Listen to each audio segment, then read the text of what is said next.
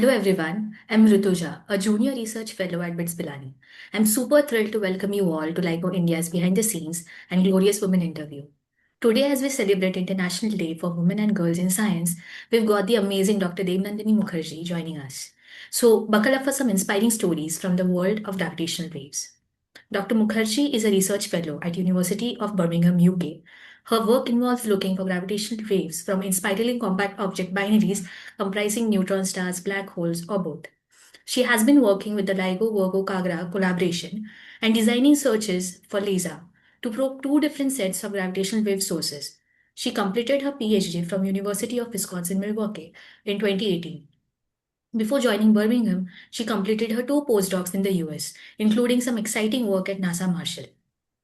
So, Dr. Mukherjee, what drove you to pursue gravitational waves research and how do you sustain that passion in your daily work? So it all began where I did my PhD, which is University of Wisconsin in Milwaukee. So before I joined there, when I was sending out my PhD program applications, I had some sense of areas I wanted to work in. And I was aware of gravitational waves as an area. I had heard of LIGO, but I wasn't sure what is going to happen in the future because we had not had detections yet. And I'm talking about years like 2011, 2012. And so I was thinking that if I don't pursue LIGO or if it doesn't actually work, then I'll go into particle physics. That was my backup option. But then I joined University of Wisconsin, Milwaukee, and that university had a very, very strong gravitational wave group. And so you could say I got accreted into it a bit. And I really found the research there exciting. And then we had 1509-14, the first detection of gravitational waves. And I was very new in the field at that time. And it was all hands on deck. So I was learning to work real time from my seniors. And so it was exciting to contribute to such big science right off the bat as soon as you start your PhD. And it was all like the atmosphere then was very hush hush. We were trying to not let our results out before the press conference. And there was a lot of press. There was photographs. Suddenly we were celebrities. And, for a very young researcher, that's a big deal. And so I got very interested and excited about the field. And I was like, yes, I'm totally sticking to it, no backup options. And then it's just been a good journey since then. We've made many, many discoveries. And so that has kept me passionate throughout. And so on a day-to-day, I would say the fact that we have observed a lot of GW events, and that's beginning to tell us a little more about the universe than what we would have known without gravitational waves, is what I think helps sustain my passion uh, in day-to-day life. Yeah. So, so far, could you highlight in simple words one significant contribution you have made to the LIGO collaboration? So yeah, I can detail the specific field that I've been working on, and how that's been making some unique contributions. So my work within the LVK collaboration has mainly been with a search methodology or search pipeline, as we call it, called GST Lab. And there I have been working on designing and executing match filter based searches for inspiraling compact object binaries or binaries of black holes or black holes and neutron stars or neutron star binaries. So in specific, my focus has been on designing searches for what are called intermediate mass black hole binaries or IMBHs. And these are binaries of black holes that have total masses roughly above 100 solar mass.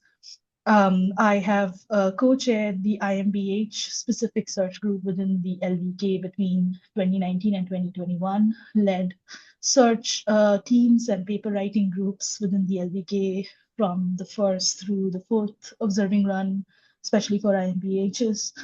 And then we have also successfully detected and analyzed two IMBH events so far, the GW 190521 and GW 231123.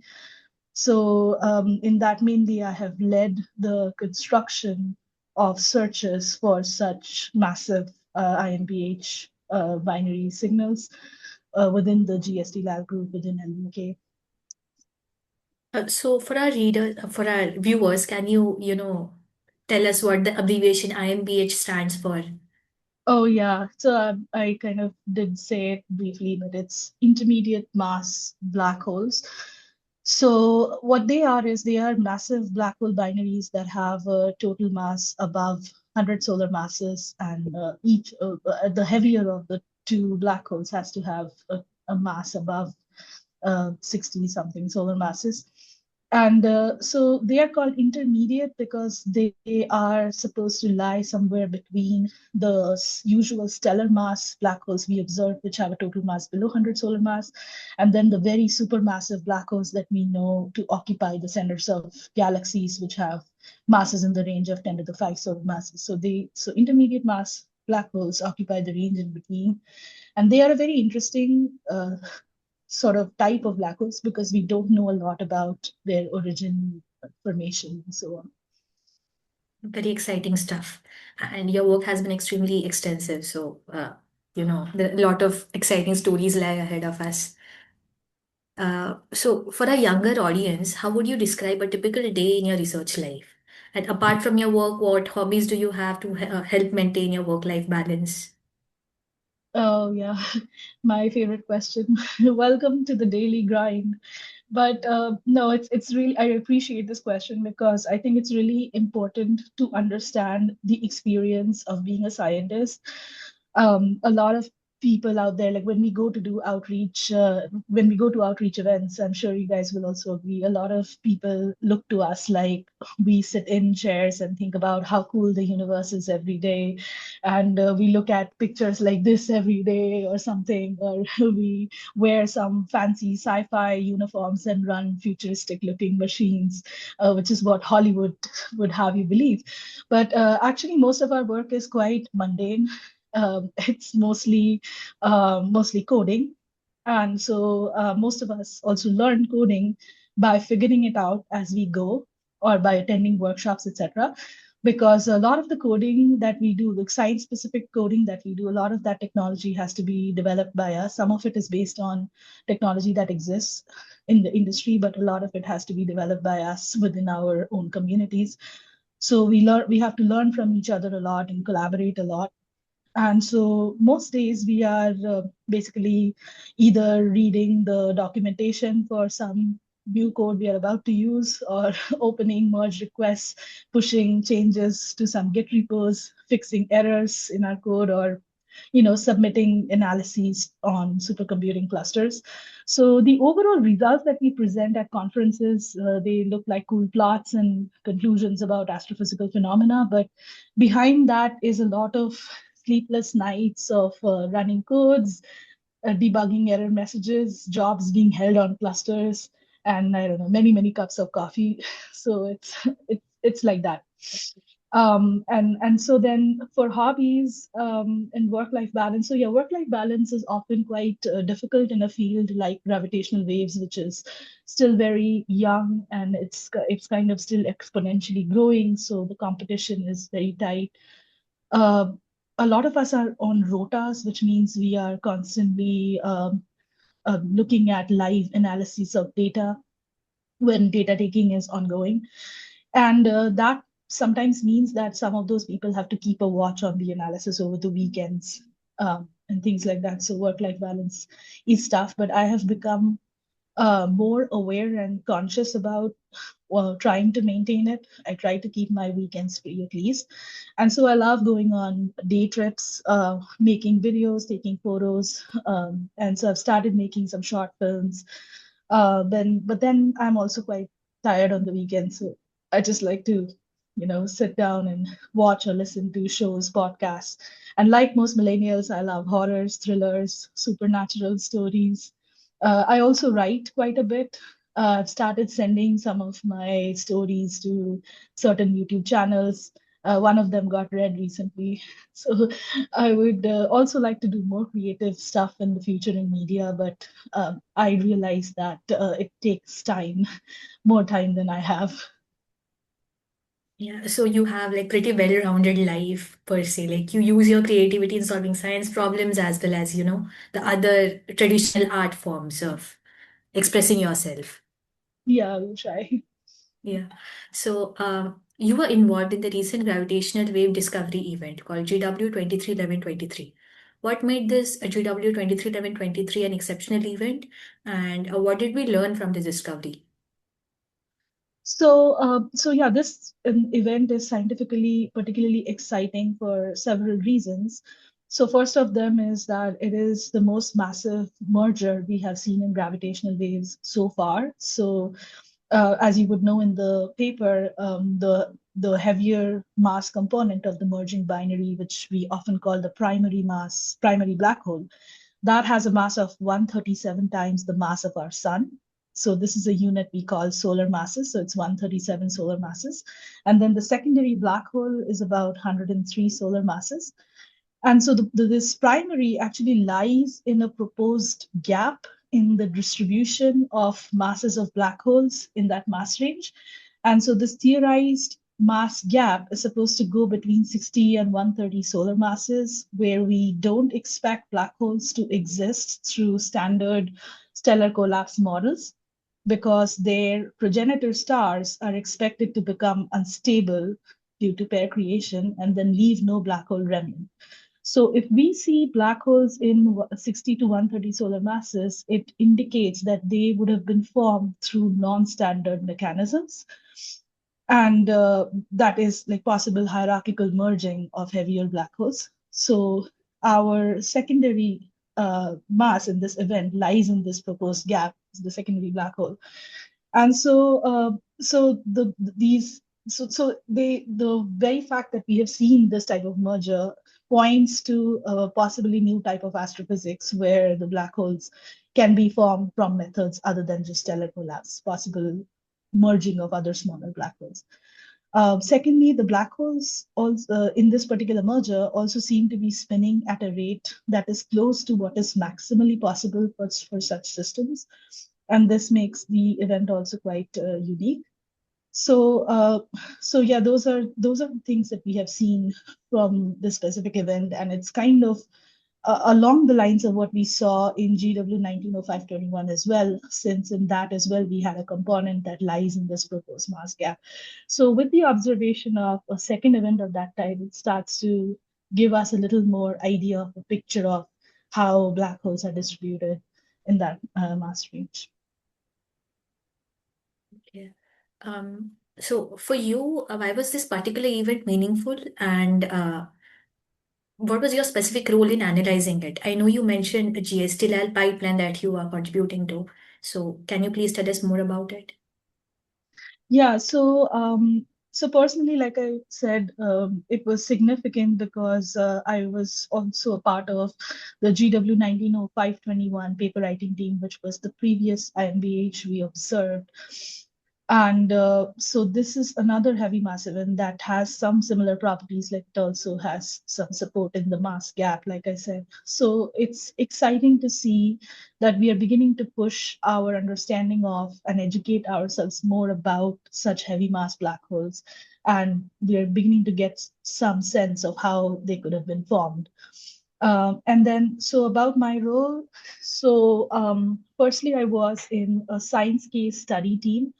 So this is an internal sort of case study teams that we create within the LVK, where some experts in various aspects of data analysis, data validation, etc., are brought together, and they analyze any outlier event, much like GW 231123, and they try to understand if it actually is a real astrophysical event and not just another noise artifact, and if it actually justifies writing a separate paper about it. And so I was part of this group, and our studies concluded that indeed it is a special event. Um, and so we decided to start writing a paper about it. And so I was part of this paper writing team as well. And then I also conducted the analysis of the data from GST-LAL search pipeline, like you said. So besides writing the paper, I also, within the GST-LAL pipeline, I basically led the design of an IMB8 specific search, which was going to be an extension of the standard online search we have within GST-LAL. And so it was the standard online search actually could not find this event very significantly above the required threshold. But the extended IMB specific search that I led the design of, which was run mostly in the only in the archival mode, that is what actually helped recover this event very significantly. And so because of like better separation between background noise and the event itself. And so, overall, we did a collaborative work in the GSC lab, but I specifically contributed in the search, in the design of the search for of IMBHs in specific, which led to the discovery of this event.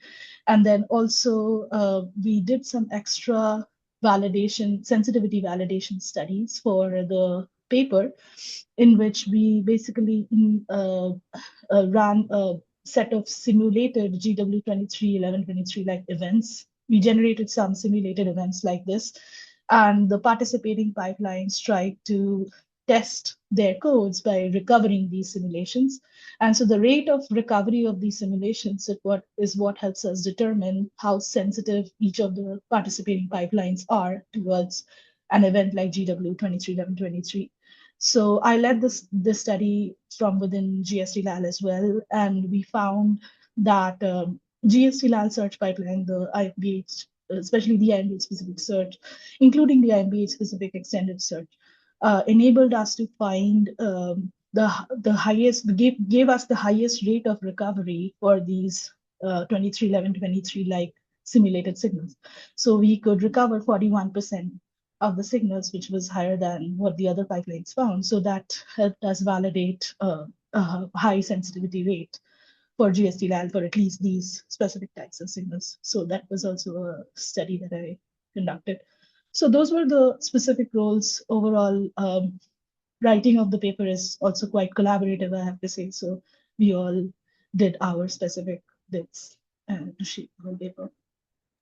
Sounds like a lot of exhaustive, list of work that has gone into this. And it makes sense that, a lot of people are, making this huge collaborative effort from all around the globe uh, for these searches and, come up and also like cross-check double or triple times the astrophysical origin of the sources.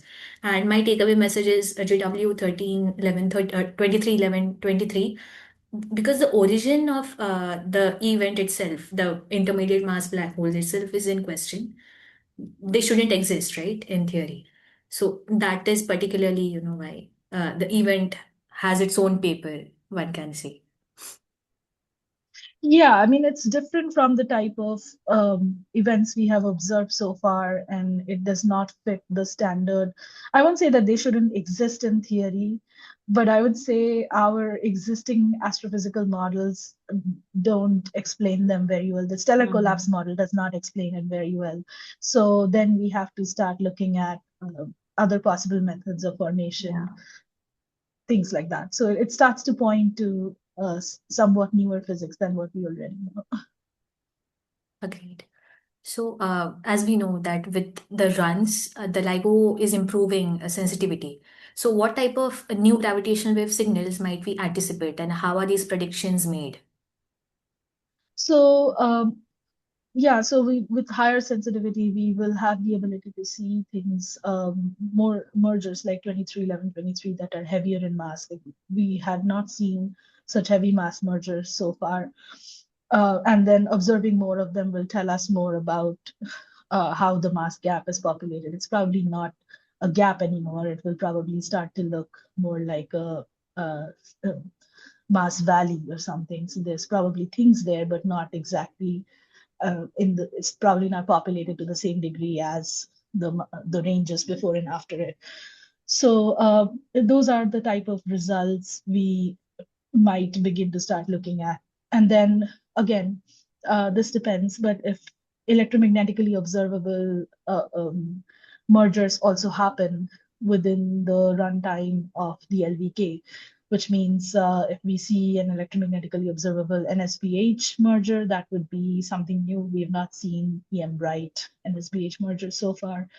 Or we might get another binary neutron star-like merger that's electromagnetically observable, like something similar to GW 170817. And then that would be significant because with the increased sensitivity of LIGO, those type of signals would last longer in our sensitivity band, and we would be able to send out early alerts to our astronomy partners, and they would be able to observe these events in greater detail very early on. That would help. That would give us more knowledge of astrophysics. Phenomena like kilonova, etc., would be better understood from those observations. Exciting times for gravitational wave physics, right? Yeah, so that we are, celebrating International Day of Women and Girls in Science.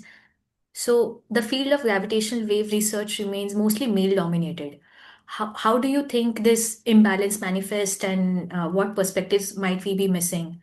Also, does the diversity in the research teams lead to better outcome? Yeah, so one thing is visibility, I would say. So our collaboration publishes full authorless papers. And so like all of the authors are placed in a list in the alphabetical order. And so the paper writers and analysts, etc., don't get any special mentions, which is okay one way, but then it becomes important to make efforts to let people know in the community that you did that work or you are doing work still, because we spend a lot of time doing the research that goes into these big collaboration white papers, and that takes multiple months, sometimes up to entire years, go into writing, doing your part of writing these papers. So we don't get as much time to write our own first author papers, etc., as people in other fields might be doing.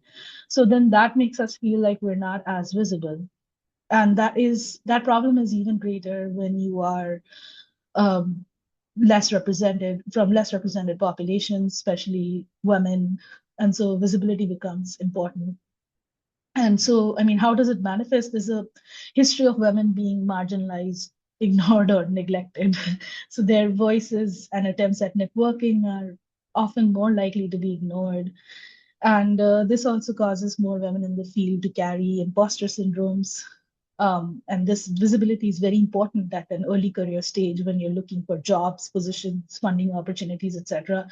And you're very likely to be deprived of these things if no one knows what you're doing or no one networks with you.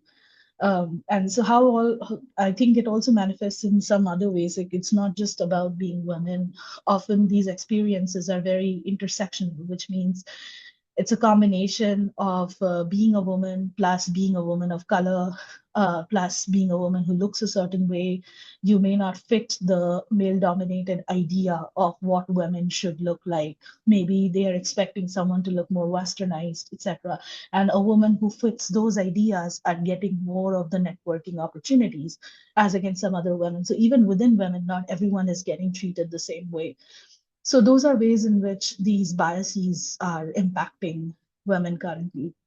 So I think the number game could help, like increasing the number of women or increasing diversity is definitely a first step, but I don't think it's the only one, because at the end of the day, I mean, perpetrators of sexism or discrimination in any gender like need to be educated about how they should behave with their colleagues in order to remove these problems, these biases. I think education, compulsory sensitization trainings, no tolerance policies, disciplinary actions, and also like fast and efficient redressal of complaint procedures, these would have to play a very important role in giving women that safe space, or giving any um, not well represented population the safe space that we need to thrive. So yeah, we need to educate people um, about how not to do the wrong things. And then also we need to educate the vulnerable populations like women on how to recognize the red flags, how to choose the right kind of groups where you will be supported, where you will be able to thrive, and how to report problems and signs of abuse in each other, how to support yourself and others in the field, those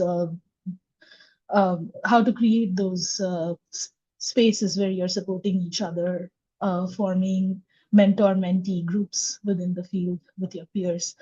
All of those things and education about them would be important. It's not just mindlessly increasing the diversity, is what I would say. Yeah. So, I think then, the young researchers at some stage of their life, the women researchers should get this kind of grooming to, not keep people on a pedestal and speak up and stuff like that. The way you mentioned that, few steps are to be taken by women themselves and the collaboration as a whole. Everybody Yeah. has to meet in middle somewhere. So, how well you think this bridge has been filled right now? I have to say, like the good news is I don't know a lot about what the efforts are in India, but I've spent a lot of time in the US and I've just spent a year in the UK. I would say in this part of the world, there's definitely a good recognition of the problem. People are talking about it. Big conferences are being held. Like APS has a whole conference, American Physical Society has a whole conference called Women in Physics. It's a conference that is aimed at just encouraging undergraduate women in physics and training them and holding these panel discussions on grooming them so that they can take the best advantage of facilities for them. So we have some systems here in place. There's GW. There are some organizations within the gravitational wave community like GW Solidarity. There's GW Allies, GWECS. Yeah, you can look up what the full form is. I just wanted to Yeah. give a shout out to some of them. I've myself been helped by these communities, and so these are some groups that exist. They also come to conferences where you can talk to them. They offer trainings, online discussion forums, etc. And so there's some effort that's being made in these directions, but of course, a lot of it is still in the making. We don't necessarily have very solid systems. A lot of people are that within the community that I know about are not necessarily happy with how complaint procedures are being handled. So yeah, it's not a perfect picture. It's something that's in the making, and we still need a lot of thought process, institutional support, uh, mentorship, like thinking about how to design mentorship, etc. Yeah, and we need to do those things together to help women thrive. I mean, I think helping women thrive is a process that is dependent on removing the hurdles that stand in the way. It's not like we are doing we are having to do so much. Like there's this mindset that, oh, why do we have to go out of our way to do so? We have to do so much only to remove the problems. And women will thrive on their own. They are just people, just like men. And men are thriving. If you think men are thriving, it's because of their privileges. You give women the same privileges, they will also thrive. This is somewhat, coming from personal experience. Like, I have seen my colleagues, like the male colleagues of my age, I don't know about, at higher level, that, because, there's so much word spread around about women in physics being like too less and them receiving a lot of support, them having these different conferences. So in India as well, there are like various conferences I see every now and then conducted by various institutes for women themselves.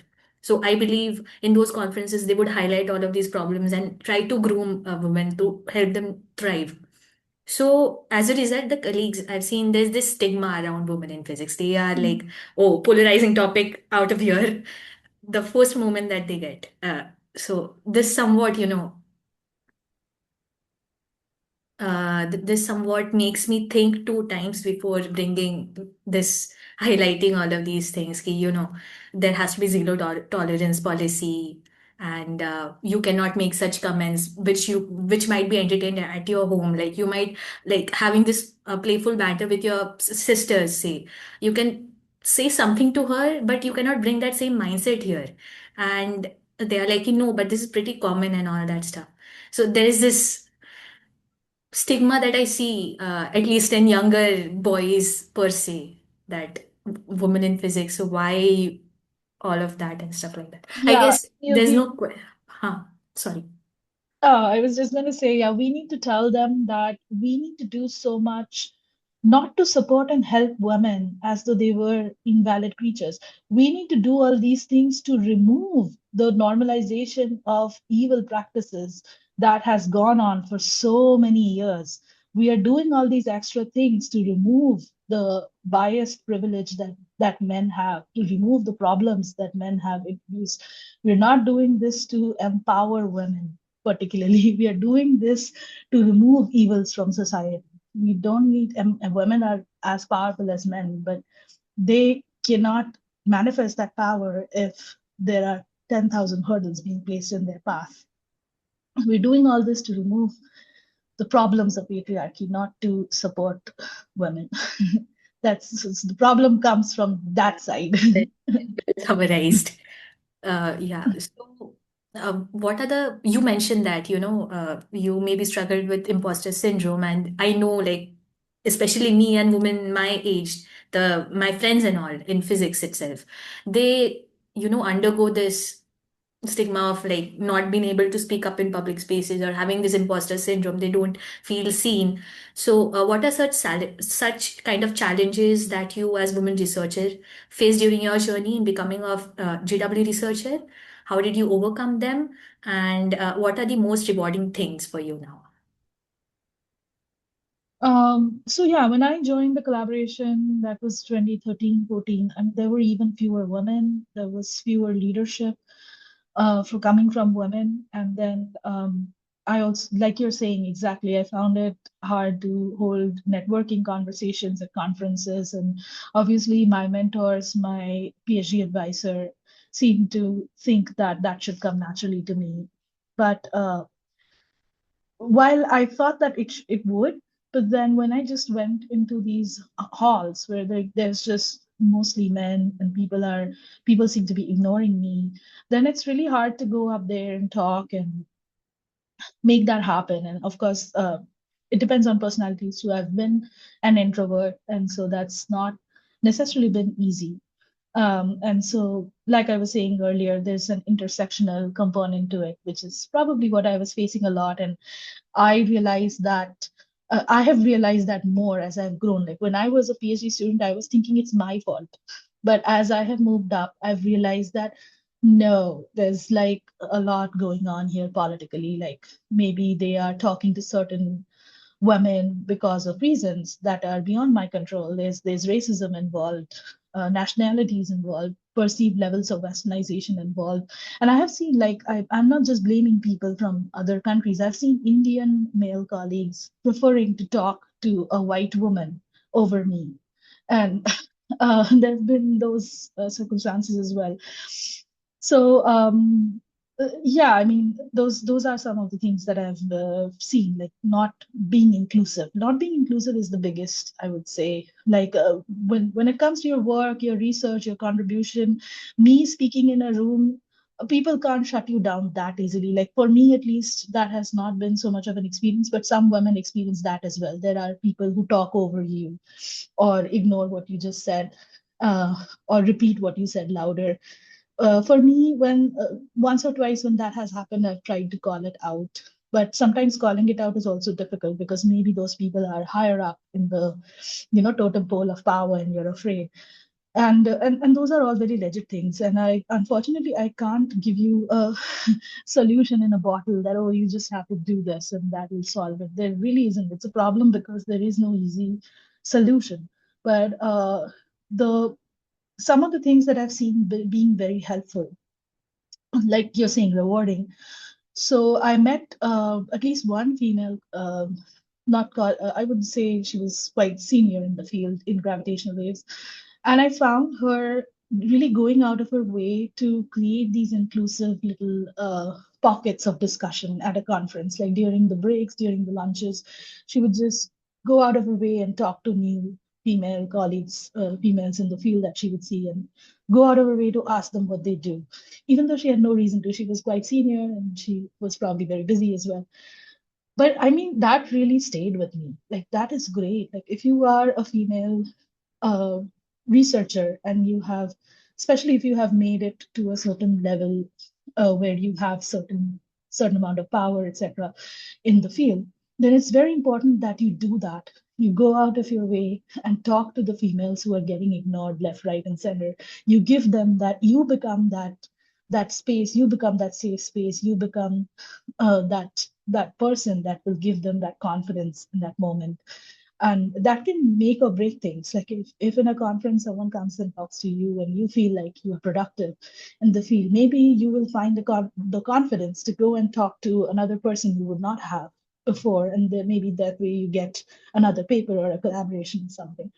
So that's like, those are some small things, like uh, getting to attend mentoring workshops. Like, I've been in conferences where they organized mentors to come in, and these people are often very expensive. So I understand that the conference organizers were probably shelling out a lot of money.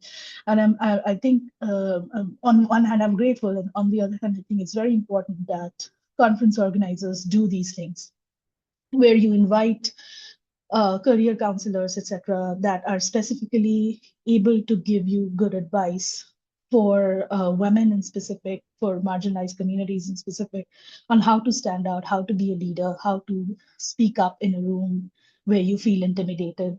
So those are some workshops I have attended that has really helped me in some ways.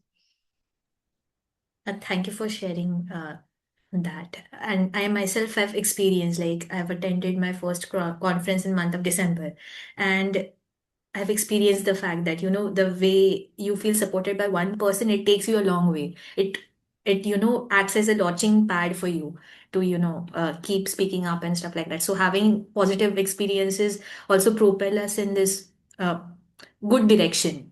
The earlier you Yeah. have that experience, the better for you. So Yes. now the last question remains. What message would you like to give to young women researchers who aspire to become scientists or engineers? Yeah, I mean, I think this is a great time to be working in these fields, gravitational waves for sure, and also other associated fields of physics, science in general, engineering, etc. So, in general, I think I've already said a lot of this already throughout your questions, but I would like bring them together and summarize them here. That I would advise young people to start networking very early on.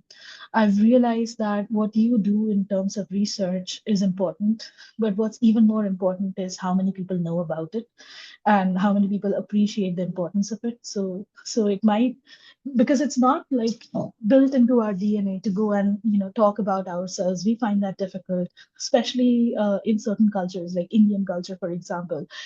It's a lot of Asian cultures actually do this. They Talking about yourself is kind of seen as a bad thing. It's like uh, bragging. That's what we are taught from our childhood.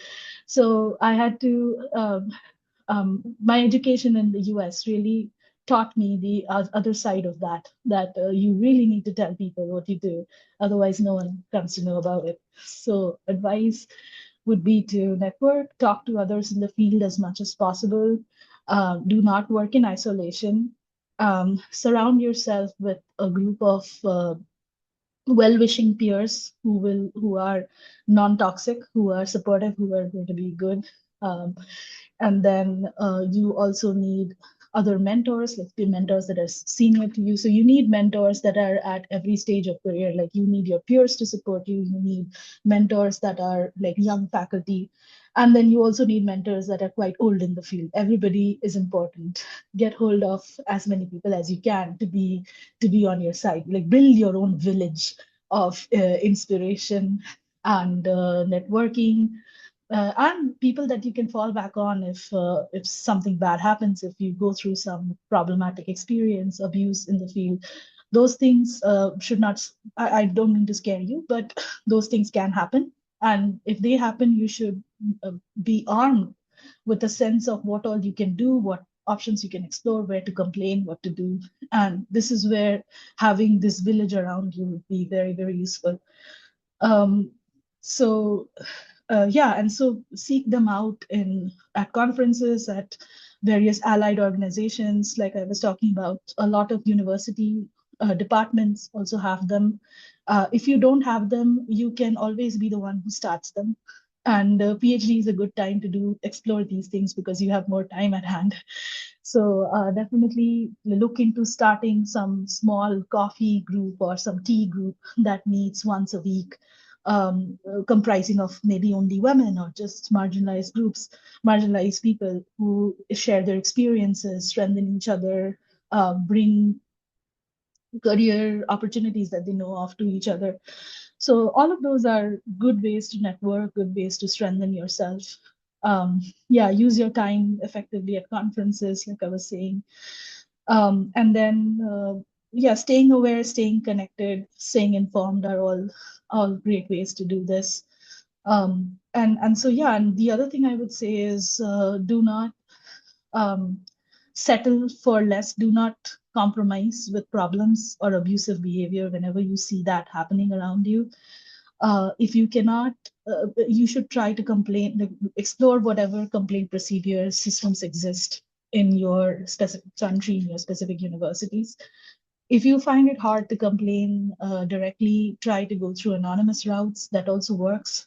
But do something, talk about it to your community of mentors, peer support groups. Don't just do nothing because problems only increase in time. I've seen, like, if you think that, oh, well, I'm not going to do anything about it because it will interfere with my research. Unfortunately, it will just become bigger and interfere even more with your research. So it's important to talk about issues, address them. Don't suffer in silence, talk to someone. Take care of your mental health, see professional therapists, etc. if you need to. So all of those would be my advice. I'm mentally jotting down all your pearls of advices here. What an incredible chat. Huge thanks to Dr. Mukherjee for sharing your inspiring journey. You are proof that curiosity and passion can take us places, especially women and girls in science. A big shout out to all the young minds tuning in. Thanks for joining LIGO India behind the scenes and glorious women. Drop your thoughts in the comments and catch you next time. Thank you.